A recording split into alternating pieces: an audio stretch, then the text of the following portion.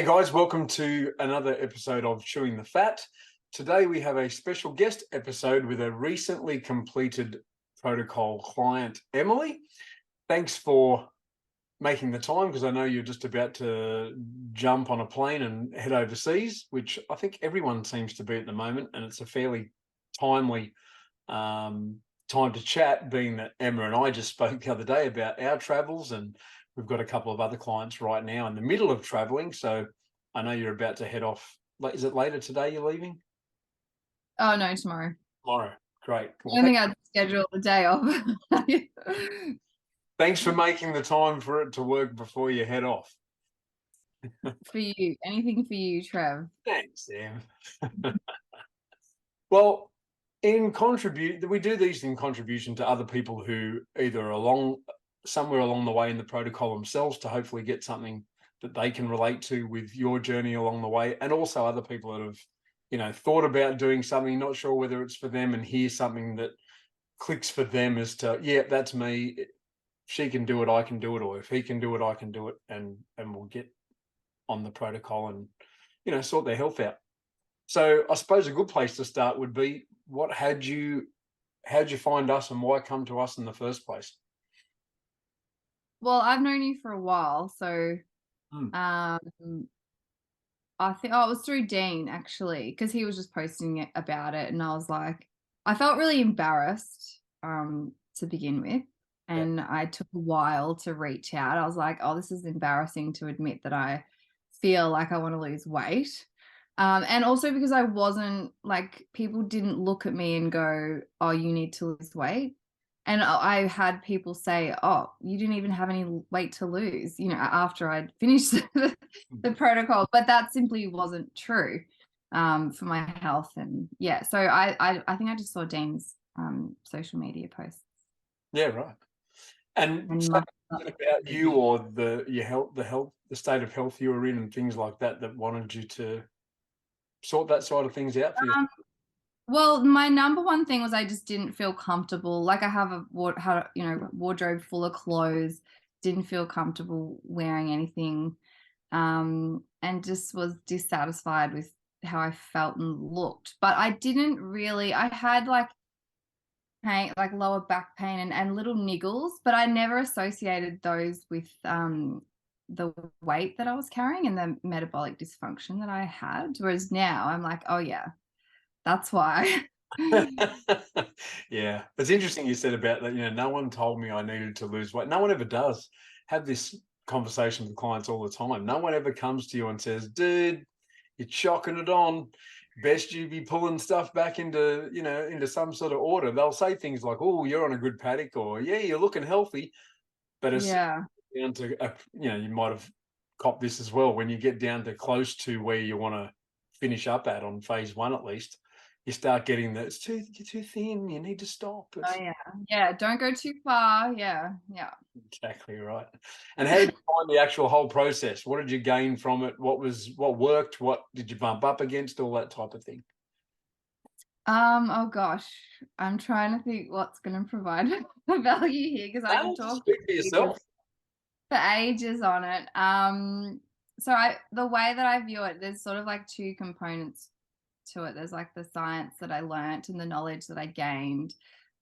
Without knowledge, like it's not, I just feel like habits are not as sustainable if you don't have the science, like the background to it.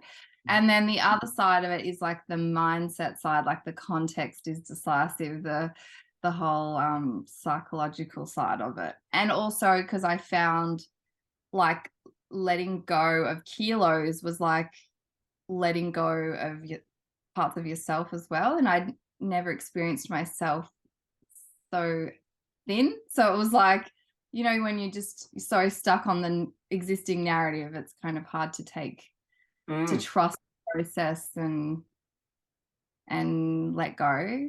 and just trust you as well. Yeah, I mean, not that I don't trust you, but Plenty the of people process. say it's hard to trust me, don't worry. But you did great along those lines. You know, there was parts you bumped up against and struggled with and whatever, but every week you just took something on at least, and then new things started to open up, and then we tackled that the week after, and then new things started, and you were full of questions and how come this and how come that, just to cement things for you, which was, you know, fantastic. And you, I found out along the way too, you do modeling in your spare time or as a side project and all that sort of thing. Yeah. How did was beforehand having an impact on that, and then what opened up, if anything, from, because there's a great story I hope you tell about the one of the ads you were doing a shoot for. Oh yeah, I have yeah, a few stories actually with that. But so in terms of the industry being, I'd still book jobs no matter what size I was.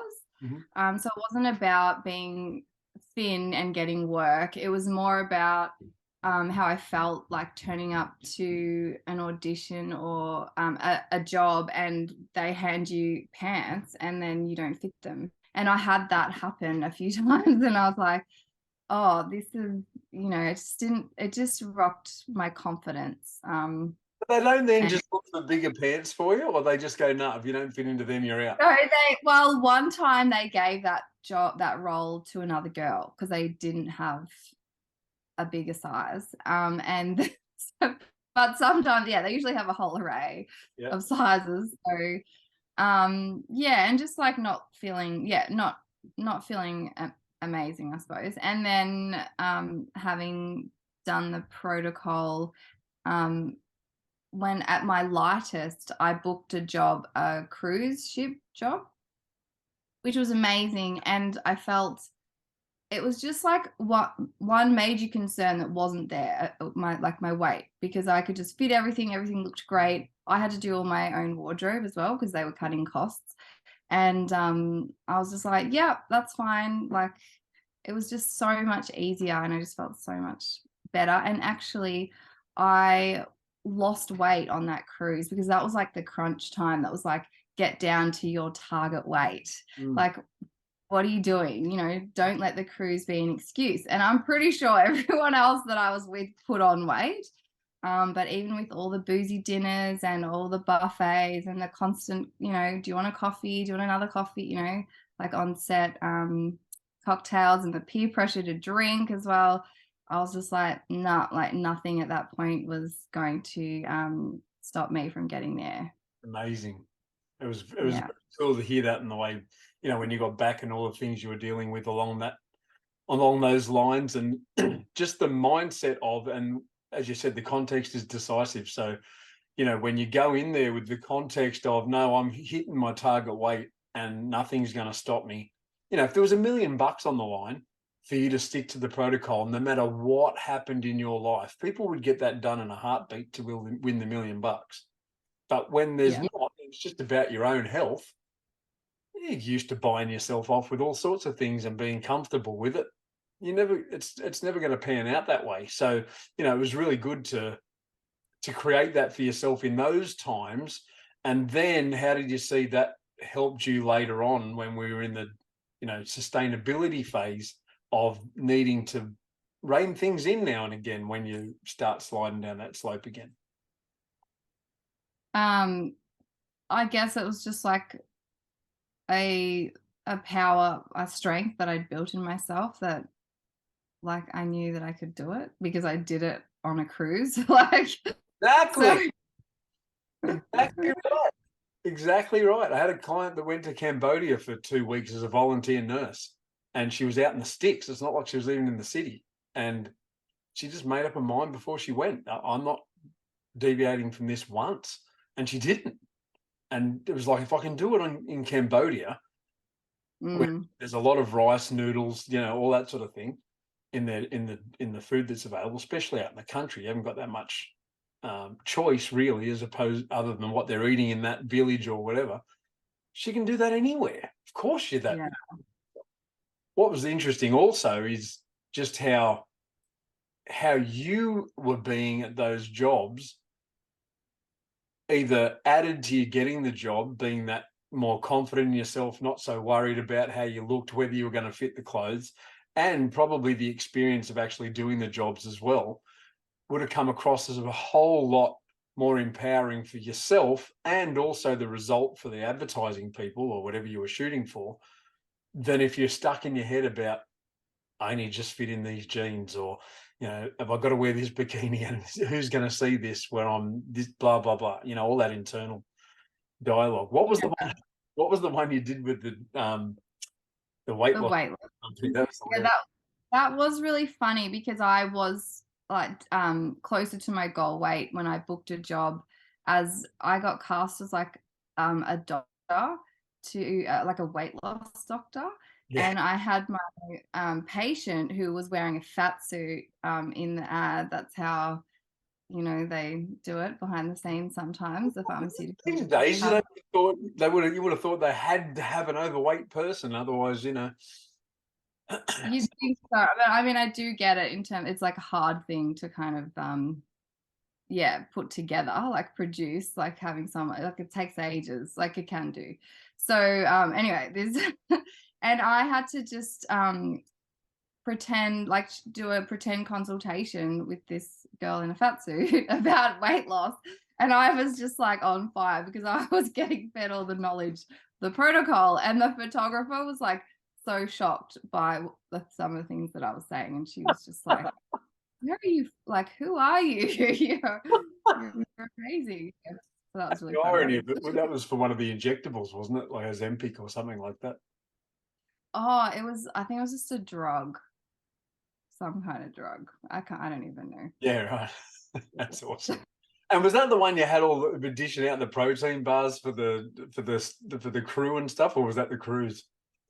Oh, that was on the cruise. Yeah, because people are just not organized with food. And that's one of the biggest takeaways I took from the protocol, was putting myself first in terms of food. Like, I'm a mum, I'm always putting other people first, and to actually have it cemented in your routine how to organize your food so that you're going to be healthy long term. I was always planned. I always, had protein bars, you have everything on hand. And these guys, that they were just useless. They were like, I'm hungry, and they had no food. I'm like, here, take my smart bars. They're, But I $5 think each. you can't look after yourself. You're supposed to look after someone else. Exactly. And so how's it all going now? First. I see you, I follow you Now, stuff, and you seem to be out and way more, visible and self-expressed than you ever have been. And yeah, how's it all traveling in the sustainability side of things now? yeah, well, I guess it's like part of, coming home to yourself, really. Like, you're shedding the weight and you're coming back to yourself. I mean, in saying that, I did put on weight after the protocol because I felt like my context wasn't as powerful at the end. With I just felt like I wanted to do it to be happy. And I don't think that's a very successful kind of mindset. I think that if you're already happy and doing it just because you want to be healthy, that's completely different. So I've really been focusing on that. And what was your question? How's What the was your question? sustainability side of things and Oh, sustainability, yeah. So I'm just reining it back in at the moment. I know how to do it. I know, and I notice that I'm just not as inflamed when I eat the right foods than I am when I don't. So yeah, one of the it's one of just the things that just kicks in time and time again, now everything's working metabolically as it's supposed to, is that each time you do start sliding down those slip, the slope, it's, you notice it way more each time, and it becomes less and less appealing. When you first start out doing in phase 4, you're like, oh, I can't wait to eat this and I can't wait to eat that. And it's, you get the aftermath of that and whatever else happens for people after doing those sort of things, and depending on how much they eat and all that sort of thing. But over time, the less you do that, and the less you want to do that, because when you do it, it has a big impact. I notice it now with, if I just, say state of origin night and mates and I get together and the same deal, no one can be bothered making anything or doing anything. So it's normally a pizza and beer night. And I'll wake up at 6, 5 in the morning, sweating and heart pounding, just going, what the hell? And it's just because I had a heap of carbs, fat, and beer. It's just, you just thought, why would I want to wake up and feel like that again? So then you're less likely to want to keep continuing to do those things as you go along. Yeah, absolutely. That's been like alcohol. I'm just really not that interested anymore. I would say that, not that I used to drink a lot, but even when I drink a coffee, I can barely get through a small, because the milk, there's just too much milk in it. Things like that have just very gradually, start to become irrelevant because you're now healthy. Exactly. So it just becomes clearer over time, but it's certainly not certainly a long-term game, for me anyway. Yeah, I think that's the focus on for most clients. So how are you going to attack the holiday in the world of all that? What do you see about what you just said then actually was very poignant in terms of how to actually tackle the holiday side of things and food. Yeah, well, I've already stocked up on my protein bars. Like, I'm not going to leave and taking like some shake powder over there. Because I feel like planes and airports for some reason are really like trap people, because suddenly it's like, oh yeah, I'm just sitting here, or I'll just have some of that. So I don't want to, I'm just gonna have some protein on the plane if I'm hungry, that sort of thing. And then over there, I mean, it's pretty easy to get, some meat and veggies or salad, stuff like that. So I'm not too worried about, and I'm only there for a week. Like, if I'm not 100% strict, it's not, I know how to rein it back in. So exactly right. And that's what's really great about being able to, no one wants you to live in a Buddhist monastery and eat mung beans the rest of your life. You want to enjoy your life at the same time. And you've just built that reliability. And right, we had this day, tomorrow I've got to pull that back in and minimize the impact of that fun, great day we had doing and eating and drinking whatever we wanted. Can't keep that the whole time. So that's awesome. Yeah. And I also wanted to mention the exercise part, because when I was really stuck before I started the protocol, thinking that you'd lose weight through exercise, and whilst that's possible, you just have to do a lot of it. It's more of like a weight loss maintenance tool as opposed to a weight loss start, right? So yeah, and I was really stuck in that trap. Like, it took a lot for me to just stop exercising for a bit. So because nobody tells you that, and I just think it's so freeing. And that's one of the reasons why now I'm like more self-expressed and out there in the world more.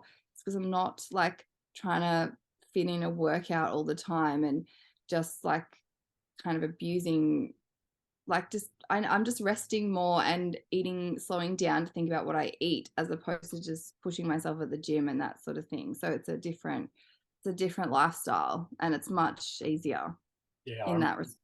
I remember the conversations for a few weeks in a row were always like, so anyway, explain to me again why I can't exercise. Not that you couldn't exercise, but why you didn't want to go thrashing yourself in the gym and, doing spin classes and all that sort of stuff in the context of the fat loss side and metabolic rehabilitation. That's just, we want people to move for sure. And it's, as you said, it's definitely part of the sustainability side of things, to manage the carbohydrate intake and the caloric intake, but definitely for fat loss, as you said, it's just not a requirement for that side of things, which is great. Excellent. Yeah. Well, thanks heaps for taking the time to join me. I hope you have a safe and happy and fun trip to Fiji you're going to, isn't it? Yeah, Fiji. Yeah. Fiji.